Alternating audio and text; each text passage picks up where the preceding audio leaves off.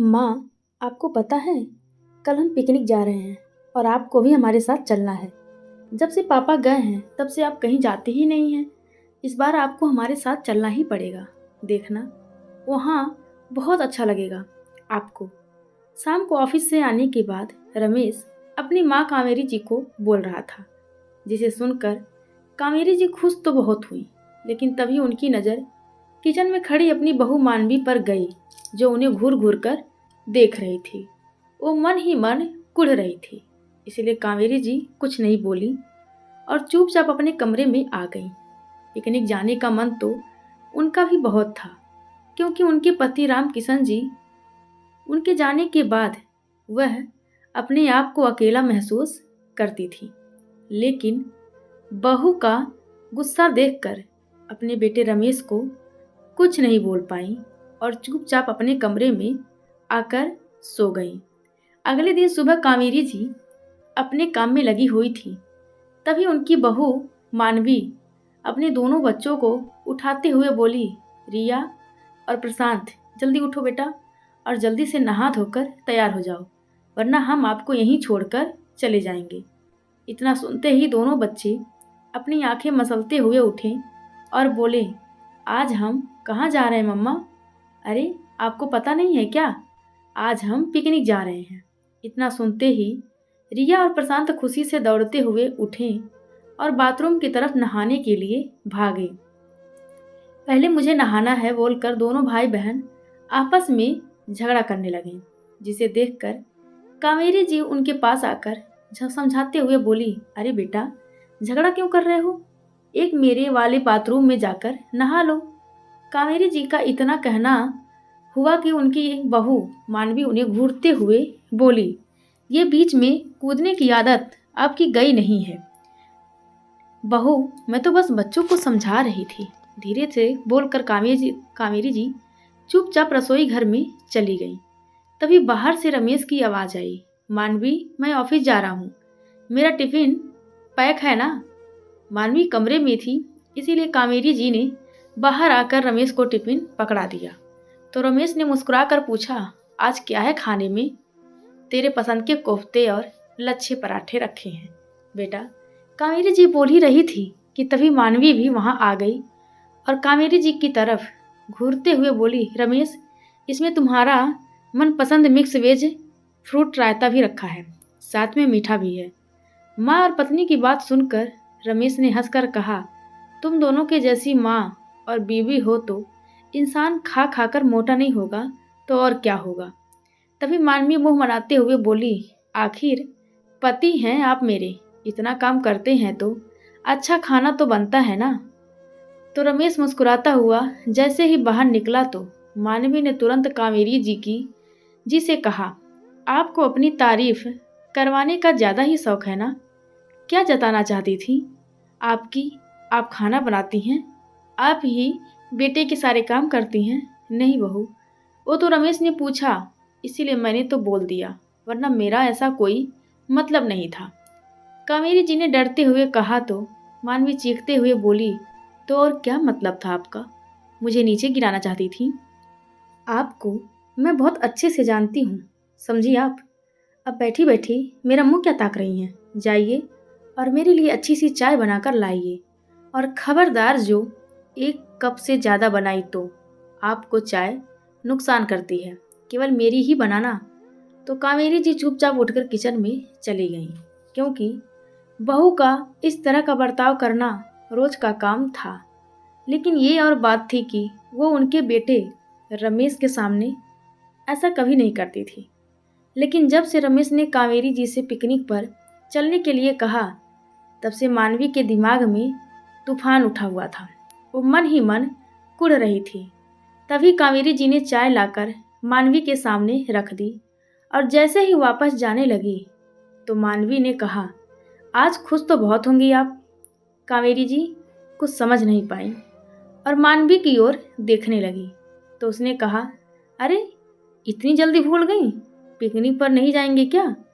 अरे नहीं बहू, मैं कहाँ पिकनिक जा रही हूँ, वो तो रमेश ने ऐसे ही बोल दिया होगा, बोलकर कावेरी जी घबराते हुए वहाँ से जाने लगी।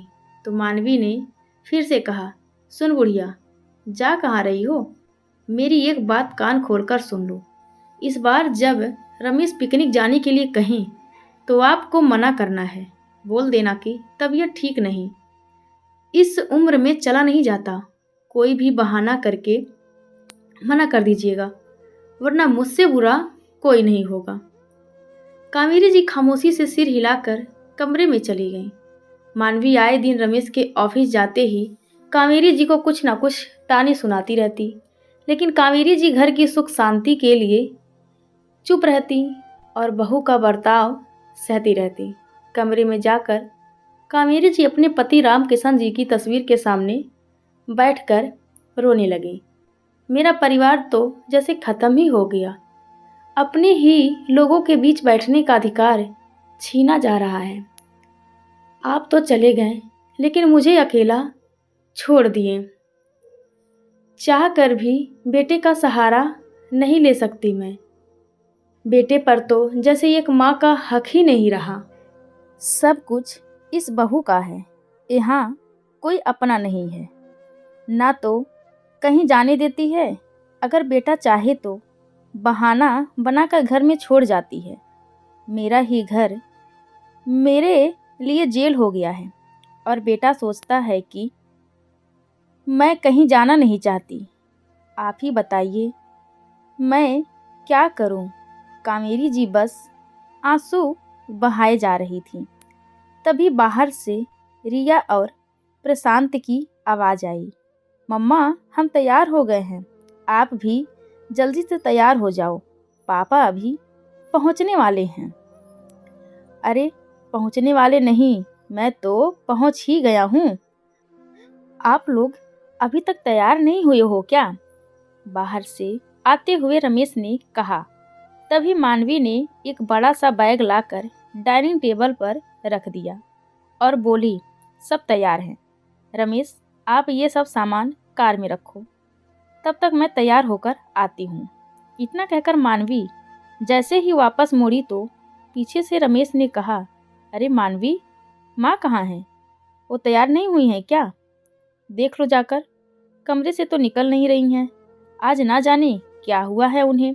मानवी ने कहकर कनखियों से रमेश की तरफ देखा, जो कि झट से उठकर अपनी माँ कावेरी जी के कमरे की ओर चल दिया था। रमेश ने अंदर घुसते ही देखा तो कावेरी जी लेटी हुई थी। उसने कहा, माँ, आप अभी तक तैयार क्यों नहीं हुई? देर हो रही है। चलिए जल्दी से उठकर तैयार हो जाइए। बेटा, मेरी तबीयत ठीक नहीं लग रही है, चक्कर आ रहे हैं, अब तो चला भी नहीं जाता। खामखा तुम लोग भी परेशान हो जाओगे, मैं घर पर ही रहती हूँ। कावेरी जी ने कहा तो रमेश बोला, ऐसे नहीं चलेगा माँ, मैं कुछ नहीं सुनूंगा। चुपचाप उठकर जल्दी से तैयार हो जाइए और हमारे साथ चलिए। कहते हुए रमेश ने उनका माथा छूकर देखा। क्या माँ, ना तो बुखार है, ना ही देखने में ऐसा कुछ लग रहा है। आपको भी ना घर में रहने की आदत हो गई है। बाहर जाएंगी तो देखना आपको अच्छा लगेगा और तबीयत भी ठीक हो जाएगी। रमेश तो बोलते जा रहा था, लेकिन पीछे खड़ी मानवी दरवाजे से सब कुछ देख रही थी और बार बार कावेरी जी को ना जाने के लिए इशारे कर रही थी। उसकी गुस्सैल आंखें देखकर कावेरी जी की अपने बेटे को हामी भरने की हिम्मत ही नहीं हो रही थी, लेकिन रमेश उन्हें साथ ले जाने की जिद पर अड़ा हुआ था।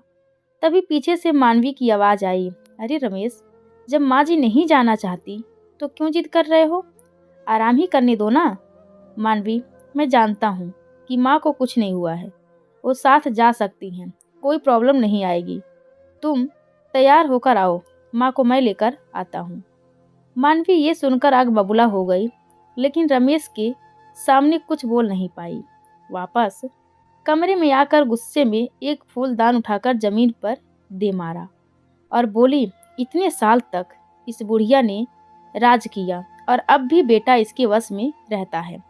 आज घर के बाहर इसका आखिरी कदम होगा, इसके बाद कभी चलने को नहीं कहेगी। बड़बड़ाते हुए मानवी तैयार होने लगी। थोड़ी देर में रमेश ने कावेरी जी को भी तैयार कर लिया था, लेकिन कावेरी जी जानती थी कि आज उन पर गाज गिरने वाली है। मानवी अब चैन से नहीं बैठेगी।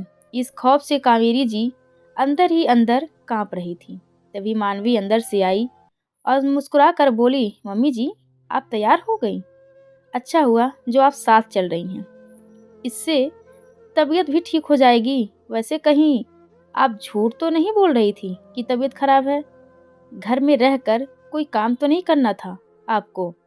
बहू की बात सुनकर कावेरी जी समझ गईं कि वो क्या कहना चाह रही है। उन्होंने तुरंत कहा, अरे रमेश बेटा, मैं तो भूल ही गई थी कि मुझे एक स्वेटर तैयार करना है जो मेरी सहेली सुमित्रा है ना, उसके अपने पोते के लिए बनवाई थी। इसीलिए तुम लोग मेरी बात मानो और चले जाओ बेटा। रमेश ने कहा, माँ फिर से कोई बहाना मत बनाइए। आप चल रही हैं बस, और इसके आगे कोई कुछ भी नहीं बोलेगा। स्वेटर कोई इतना जरूरी नहीं है। बेटे की बात सुनकर कामेरी जी मानवी की तरफ देखने लगी, जैसे कह रही हो, बहू मैं क्या करूं? अब रमेश तो मान ही नहीं रहा, लेकिन मानवी गुस्से से पैर पटकती हुई बाहर चली गई और कार में जाकर बैठ गई। रिया और प्रशांत पहले से ही कार में बैठे हुए थे। पीछे से रमेश भी कामेरी जी को लेकर आ गया और सब लोग पिकनिक पर निकल दिए। पूरे रास्ते मानवी मुंह फुला कर बैठी रही। रमेश कुछ भी पूछता तो कह देती कि मेरे सिर में दर्द है। इतना सारा काम और इतना सारा खाना बनाना कोई मजाक है क्या? मेरी कोई मदद भी नहीं करता। मानवी का गुस्सा देखकर रमेश ने कहा, अरे यार शांत हो जाओ और अपना मूड ठीक करो। मैं जल्दी ही एक मेड का इंतजाम कर दूंगा। कम से कम पिकनिक पर तो खुश होकर जाओ। दोनों बच्चे भी रास्ते भर खिलखिलाते रहें और खूब बातें करते रहें। कामेरी जी भी उनके साथ रहकर घर पर हुई बातें भूल गईं। खैर थोड़ी देर बाद पिकनिक स्पॉट भी आ गया और दोनों बच्चे रिया और प्रशांत कार से उतरकर पकड़म पकड़ाई खेलने लगे। रमेश और मानवी ने मिलकर कार से सामान निकालकर बाहर रखा और चटाई पर रखकर ठंडी हवा का आनंद लेने लगे। कामेरी जी भी इधर उधर टहलते हुए हरियाली देखने लगीं। लेकिन मानवी के मन में एक ही बात चल रही थी कि इस बुढ़िया को कैसे सबक सिखाया जाए। वो थोड़ी देर बैठी रहने के बाद उठकर कामेरी जी के पास गई और बोली, क्यों बहुत खुश हो रही है ना? बाहर आकर कामेरी जी उसकी आवाज़ सुनकर डर सी गईं। उन्होंने रमेश की तरफ देखा तो वो दोनों बेटियों के साथ गेम खेलने में बिजी था। उसका ध्यान अब खेल में था। कामेरी जी का डरता हुआ चेहरा देखकर मानवी ने कहा, मम्मी जी आप तो डरी हुई लग रही हैं। देखिए हम यहाँ से ज़्यादा ऊंचाई पर नहीं हैं। अगर यहाँ से आपको धक्का दे दूँ तो ये सुनकर कामेरी जी के होश उड़ गए। वो पसीना पोंछते हुए कांपती हुई आवाज़ में बोली, बहू ये तुम क्या कह रही हो? बेटा सामने है, कुछ तो सोचो। तुम इस हद तक कैसे गिर सकती हो? देख बुढ़िया, रमेश को कुछ पता नहीं चलेगा। वो तो यही सोचेगा कि आपका पैर फिसल गया होगा। और वैसे ज़्यादा चिंता मत कर, ये कोई पहाड़ी नहीं, बस एक टिब्बा ही है। इसीलिए तुम मरोगी नहीं, बस हड्डी टूटेगी। लेकिन इसी फायदा ये होगा कि फिर कभी खुदक कर हमारे साथ चलने के लिए तैयार नहीं होगी। कामेरी जी समझ गई थी कि मानवी ये सब क्यों कर रही है, लेकिन उसको भी क्या गलती थी। रमेश ने उसकी बात ही नहीं सुनी थी। उन्होंने कहा, बहू मैंने कितनी मना किया था, लेकिन हमेशा नहीं, रमेश नहीं माना, तो अब इसमें मेरी क्या गलती है? हाँ तो माँ जी, वही तो मैं कह रही हूँ कि आपकी कोई गलती नहीं है, लेकिन अब आपको यहाँ से गिरना ही पड़ेगा। कहकर मानवी रमेश की तरफ देखते हुए आगे बढ़ी और कामेरी जी का हाथ पकड़ लिया। वो एक छोटी सी पहाड़ी का किनारा था। ज़्यादा गहरा तो नहीं, लेकिन गंभीर चोट लगने की पूरी आस थी। रमेश की तरफ देखते हुए मानवी जैसे ही कामेरी जी को धक्का देने लगी, तभी पीछे से रमेश की आवाज़ से मानवी के पैर कांप गए। उसका पैर फिसला और कावेरी जी की जगह वो खुद पहाड़ी से नीचे गिर गई। कावेरी जी जोर से चिल्लाई, मानवी बेटा, लेकिन तब तक मानवी नीचे गिर चुकी थी। रमेश दौड़ते हुए आया और उसने नीचे देखा तो पहाड़ी ज्यादा ऊंची तो नहीं थी, लेकिन बहती नदी के किनारे मानवी बेहोश पड़ी थी। दोनों बच्चे माँ को गिरे देखकर रोने लगे। रमेश ने दौड़कर मदद के लिए दूर जा रहे शख्स को पुकारा तो उसने आकर बताया कि नीचे जाने का रास्ता बाएं तरफ से है। ये सुनकर रमेश भागकर नीचे गया। दोनों बच्चे भी वहां पहुंच गए। बेहोश पड़ी मानवी को रमेश ने पानी के छींटे मारे तो मानवी होश में तो आ गई, मगर दर्द के मारे उठ ना सकी। उसको कमर में गंभीर चोट लगी थी। कुछ लोगों की मदद से रमेश उसे कार तक ले आया और हॉस्पिटल ले गया। सब बाहर बैठे डॉक्टर के बाहर आने का इंतजार कर रहे थे और उदास रमेश को उसकी माँ दिलासा दे रही थी। रमेश, चिंता मत कर बेटा, बहू ठीक हो जाएगी। तभी डॉक्टर बाहर आए और बोले, अंदरूनी चोटें हैं, कंधे में हल्का फ्रैक्चर भी है, देखभाल से सही हो जाएगा, लेकिन आराम करना होगा। कुछ दिन तक मानवी हॉस्पिटल में ही रही। एक हफ्ते बाद रमेश उसे घर ले आया और लाकर अपने कमरे में लिटा दिया, क्योंकि अभी डॉक्टर ने मानवी को उठने के लिए मना किया था। कावेरी जी मानवी के पास आई और उसके सिर पर हाथ फेरते हुए बोली, मैं अपनी बेटी का इतना ध्यान रखूंगी कि ये बहुत जल्दी ठीक हो जाएगी। ये सुनकर मानवी ने रमेश को धीरे से कहा, रमेश, मेरी माँ को खबर कर दीजिए, वो आ जाएंगी। बहू की बात सुनकर कावेरी जी को बुरा तो बहुत लगा, लेकिन वो कर भी क्या सकती थी। वो मानवी के स्वभाव को अच्छी तरह से जानती थी, इसीलिए चुप रह गईं। रमेश ने कहा, माँ को तो मैं बुला लूँगा मानवी, लेकिन तुम गिरी कैसे ये समझ नहीं आया। जहाँ तक मैंने देखा तो मम्मी आगे और तुम पीछे थी। ये सुनकर कावेरी जी तुरंत बोली, हाँ बेटा, वास्तव में मैं ही गिरने वाली थी, लेकिन बेचारी मानवी ने मुझे बचाकर अपनी जान जोखिम में डाल दी। तो रमेश ने कहा, मानवी, तुम मम्मी का कितना ख्याल रखती हो। देख लो मम्मी, आपको ऐसी बहू नहीं मिलेगी, कहकर रमेश मुस्कुराकर बाहर चला गया। कावेरी जी भी उठकर बाहर जाने लगी तो पीछे से मानवी ने कहा, बुढ़िया, तुम ये सब ड्रामा क्यों कर रही थी? तुम क्या सोच रही थी कि तुम मेरी लड़बड़ाई करोगी तो मैं तुम्हें कुछ भी नहीं करूँगी? ये भूल जाना तुम, समझी?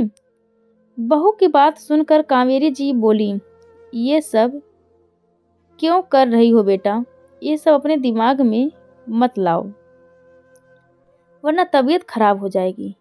तो मानवी ने सख्त आवाज में कहा, मेरी मम्मी आ जाएंगी, उसके बाद मेरे पास आने की हिम्मत भी मत करना, समझी आप? तो कावेरी जी उदास सा मुंह लेकर कमरे से बाहर आ गई। मानवी तो हमेशा से उन्हें यूं ही अपमानित करती रहती थी, मगर ऐसे हालातों में भी वो चुप नहीं बैठती थी। जबकि गिरते वक्त कावेरी जी ने उसको पकड़ने की कोशिश भी की थी और मानवी खुद भी ये बात अच्छे से जानती थी, लेकिन उसका नकारात्मक मन सकारात्मक कैसे सोच सकता था। खैर, थोड़ी देर बाद मानवी की माँ भी आ गई। अब दिन भर वो उसके कमरे में बैठी रहती। मानवी उससे कुछ करने को कहती तो तबीयत का बहाना बनाकर लेटी रहती।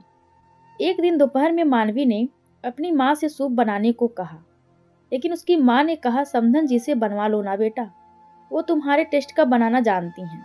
जब कावेरी जी ने ये बात सुनी तो वो तुरंत सूप बनाकर ले आई।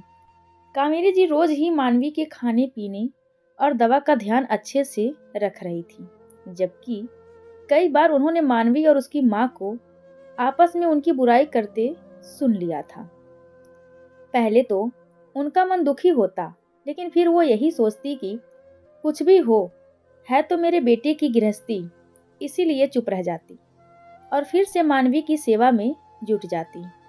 वो पूरे दिन भर काम में लगी रहती, लेकिन जैसे ही शाम को रमेश के आने का समय होता तो मानवी की माँ तुरंत ही किचन में काम करने पहुंच जाती। कावेरी जी खाना बनाते और वो रमेश के आगे पीछे घूम घूम कर उसे ये जताती रहती कि ये वही सारे काम कर रही हैं। मानवी भी रमेश के सामने बार बार अपनी माँ को ही आवाज लगाती, लेकिन कावेरी जी सब समझ रही थी पर खामोश थी। एक दिन मानवी ने अपनी माँ से पानी मांगा, लेकिन उसकी माँ मोबाइल में ही लगी रही और बोली, अरे अपनी परमानेंट नौकरानी को बुला लेना बेटा, मैं गेम खेल रही हूँ, उठूंगी तो खराब हो जाएगा।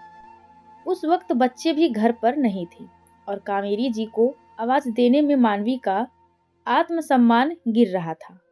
सो खुद ही उठने लगी, लेकिन बैठते ही इतना तेज दर्द उठा कि वो संभल ना पाई और बेड से नीचे गिर गई। कंधे में जबरदस्त दर्द हो रहा था। उसकी चीख से कावेरी जी दौड़ते हुए कमरे में आई और मानवी को उठाने की कोशिश करते हुए बोली, बेटा मुझे आवाज क्यों नहीं दी, या अपनी माँ को कहती, खुद उठकर खतरा मोल क्यों लेती हो, ऐसे तो तकलीफ बढ़ जाएगी, जबकि डॉक्टर ने आराम करने को कहा है। कावेरी जी की बात सुनकर मानवी चुप रही और उनके सहारे से मुश्किल से उठी और बेड पर बैठ गई।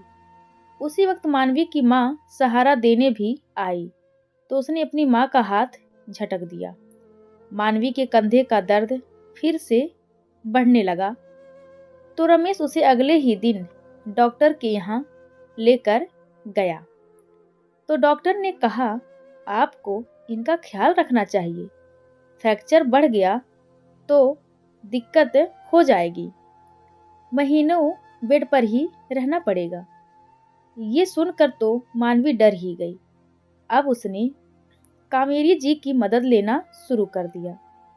उसकी माँ वैसे भी ध्यान नहीं देती थी, लेकिन रमेश को दिखाने के लिए उसने अपनी माँ को वापस नहीं भेजा। 2 महीने तक सब ऐसे ही चलता रहा और अब मानवी की हालत में काफी सुधार हो गया था, जिसका सारा श्रेय केवल कावेरी जी को ही मिलना चाहिए था।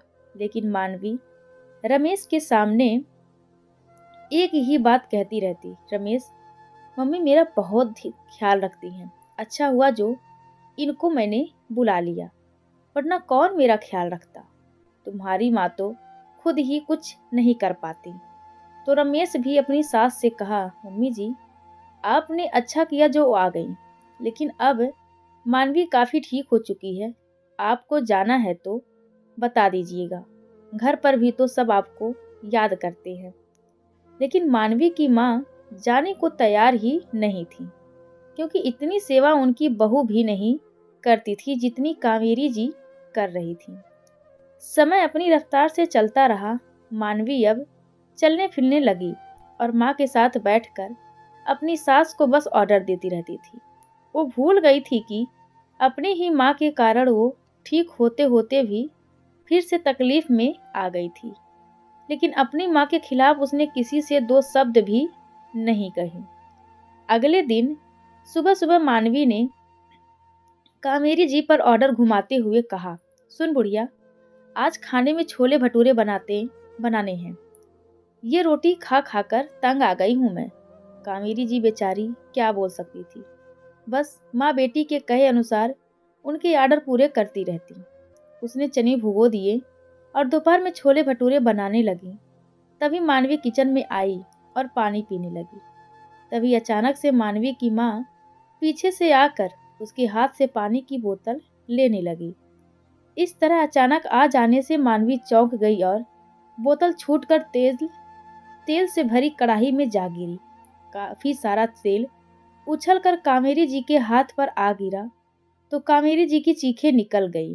मानवी ने जल्दी से उनको बाहर सोफे पर बिठाया और जल्दी से दवाई लाकर लगाने लगी।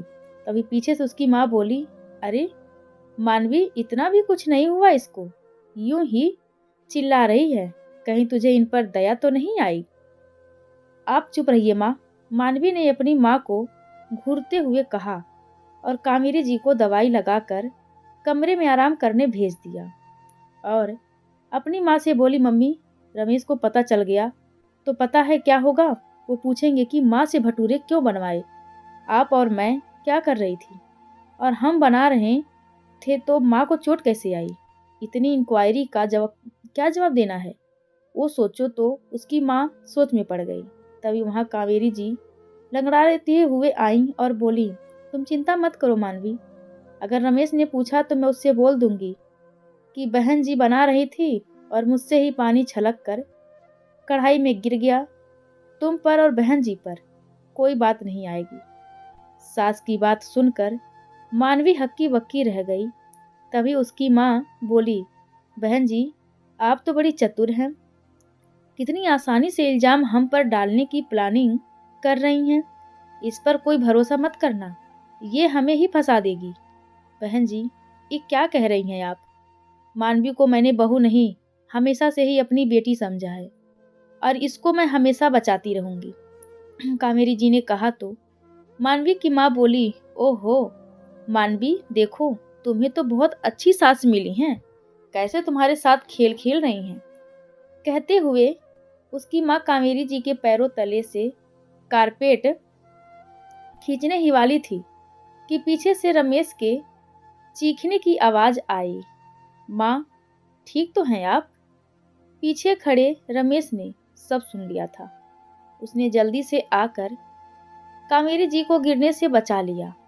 हाँ, मैं ठीक हूँ बेटा, कावेरी जी ने कहा। तभी रमेश की नजर उनके जले हुए हाथ पर गई। वो कुछ बोलता उससे पहले ही मानवी की माँ बोली, दामाद जी, हम तो अपना घर छोड़कर यहाँ आपकी मदद करने आए हैं, लेकिन आपकी माँ तो हमें ही फंसा रही हैं। मानवी को भी मैंने सेवा करके ठीक कर दिया, लेकिन आपकी माँ ऐसे ही रौब दिखाती रहती हैं। आज अपनी ही गलती से जली हैं, लेकिन अभी अभी कह रही थी कि आपसे हमारी शिकायत करेंगी और मुझे घर भिजवा देंगी। तभी मानवी ने हकलाते हुए कहा, वैसे रमेश, तुम आज जल्दी कैसे आ गए?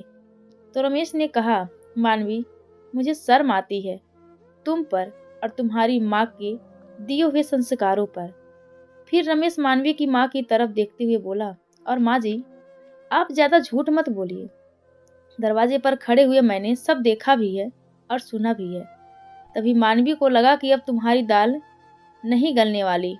उसने आंसू बहाते हुए रमेश से कहा, रमेश प्लीज मुझे माफ कर दो, मुझे अपनी गलती का एहसास हो गया है, लेकिन मैं सच कहती हूँ माँ जी, मेरी गलती से नहीं जली, बल्कि वो इत्तेफाक था।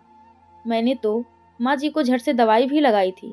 तभी कावेरी जी ने तुरंत कहा, हाँ बेटा, मानवी ने मेरा पूरा ख्याल रखा, जो हुआ अचानक हुआ, उसकी कोई गलती नहीं है। लेकिन माँ, मैं जो इतनी देर से देख रहा हूँ उसमें मानवी की माँ की पूरी गलती है। मेरी माँ को उसके ही घर में खड़ी होकर बेइज्जत कर रही थी, हिम्मत कैसी हुई उनकी ऐसा करने की? रमेश ने कहा तो मानवी की माँ अपनी बेटी की तरफ देखते हुए बोली, वाह, अब बात बिगड़ती दिखी तो सब एक और हो गए। आपको पता भी है दामाद जी कि मानवी पहाड़ी से कैसे गिरी थी? इतना सुनते ही मानवी का चेहरा उतर गया और वो अपनी माँ की तरफ चुप रहने का इशारा करने लगी, लेकिन वो बोलती रही और रमेश चुपचाप खड़ा कभी मानवी की तरफ देख रहा था तो कभी उसकी माँ की तरफ। तभी मानवी की माँ ने कहा, दामाद जी, मानवी आपकी माँ को धक्का देने जा रही थी मगर खुद ही गिर गई। ये सुनकर रमेश का गुस्सा 7वें आसमान पर चढ़ गया। वो मानवी से कुछ कहता उससे पहले ही मानवी रमेश के पैर पकड़ते हुए बोली, मुझे माफ कर दो रमेश, मुझसे बहुत बड़ी गलती हो गई। तभी रमेश ने उसे एक जोरदार तमाचा जड़ते हुए कहा, मैंने कई बार महसूस किया कि तुम माँ से चिढ़ी हो, और जानबूझकर उन्हें साथ नहीं ले जाना चाहती हो। तभी मैं इस बार जिद करके उन्हें ले गया था, लेकिन तुमने क्रूरता की सारी हदें पार कर दी। अगर माँ गिर जाती और उन्हें कुछ हो जाता तो तभी मानवी की माँ बोली, गिरी तो मेरी बेटी थी दामाद जी, कितनी चोटें आई थी उसको, लेकिन आपकी माँ ने ख्याल तक नहीं रखा। मजे से सारे दिन सोती रहती थी और मैं इसका दिन भर ख्याल रखती थी। क्यों बेटी मानवी, मैं सही कह रही हूं ना? मानवी वहां खड़ी अपनी माँ की बदलते रंग देख रही थी। तभी रमेश ने गुस्से में कहा, मानवी, इतने रंग तो गिरगिट भी नहीं बदलता जितनी देर में तुम्हारी माँ ने बदल लिए। आज मानवी की आंखों पर से भी अपनी माँ के झूठे प्यार और दिखावे का पर्दा उतर चुका था। उसने जोर से चीख कर कहा, बस करो माँ, अब इतना झूठ मत बोलो। वास्तव में आपको बेटी की ना तो फिक्र है और ना ही झूठ बोलने में कोई शर्म आ रही है। आप मेरा साथ देती तो उस दिन मैं बेड से नहीं गिरती। मम्मी जी ने आकर नहीं देखा होता तो ना जाने क्या होता। इनकी सेवा और देखभाल से मैं ठीक हो पाई हूँ। आपने तो इनसे भी अपनी सेवा करवाई है। कहते हुए मानवी रोने लगी और अपनी सास कावेरी जी के पैरों में गिरकर माफी मांगने लगी। रमेश हैरान सा देखता रह गया। आप मानवी की माँ हैं, इसीलिए इज्जत से निकल जाने को कह रहा हूँ, नहीं तो बेइज्जती करके धक्के देकर निकालना मुझे भी आता है, बिल्कुल वैसे ही जैसे आप मेरी माँ को गिरा रही थी। रमेश का गुस्सा देखकर मानवी की माँ चुपचाप पैर पटकती हुई कमरे में गई और अपना बैग लेकर घर से निकल गई। उधर मानवी कावेरी जी से बोल रही थी, मम्मी जी, किस मुंह से आपसे मैं माफी मांगू? अगर आप गिर जाती तो शायद हम आपको खो भी देते, लेकिन उस दिन आपने तो मेरा हाथ पकड़कर बचाने की कोशिश भी की थी। अच्छा हुआ जो मैं गिरी और आज मुझे माफी मांगने का मौका भी मिला। मौका मिला नहीं तो मेरी आंखें कभी खुलती ही नहीं। मैं आपके साथ इतना गलत कर रही थी और फिर भी आप चुपचाप सहती जा रही। कहते हुए मानवी फूट फूट कर रोने लगी। तभी कावेरी जी उसे कंधों से पकड़कर उठाते हुए बोली, उठो बहू, सुबह का भूला अगर शाम को घर आ जाए तो उसे भूला नहीं कहते। मैं इसीलिए कुछ नहीं बोलती थी, क्योंकि मैं जानती थी कि एक ना एक दिन तुम्हारे विचार जरूर बदल जाएंगे। मैंने कभी तुम्हारा बुरा नहीं चाहा था, बस तुम्हारा देखने का नजरिया गलत था। तभी वहां खड़ा रमेश मानवी को घूरते हुए अंदर जाने लगा तो कावेरी जी ने कहा, बेटा तुम भी बहू को माफ कर दो, उसे अपनी गलती का एहसास हो गया है। तो रमेश ने कहा, माँ, मेरा दिल आपके जितना बड़ा नहीं है। मानवी को इतनी बड़ी गलती की माफी चुटकियों में कैसे मिल सकती है? सोच कर देखो, अगर उस दिन आप गिर जाती तो क्या मानवी कभी ये बात स्वीकारती? नहीं ना। कहकर रमेश अंदर जाने लगा तो मानवी उसके पैरों में गिरकर माफी मांगते हुए बोली, प्लीज रमेश, मैं जानती हूँ मेरी गलती माफ करने के लायक नहीं है, लेकिन प्लीज मुझे एक मौका दे दीजिए। मानवी गिड़गिड़ाए जा रही थी तो कावेरी जी ने कहा, देख बेटा मेरे कहने पर तुम बहू को माफ कर दो। ये पहले वाली बहू नहीं रही, अब मेरी बेटी बन चुकी है। कावेरी जी के बार बार कहने पर रमेश ने उनकी बात को रखते हुए मानवी को माफ कर दिया और पूरा परिवार एक साथ खुशी खुशी रहने लगा। तो दोस्तों, आपको यह कहानी कैसी लगी कृपया कमेंट करके ज़रूर बताएं और चैनल को लाइक शेयर और सब्सक्राइब करना बिल्कुल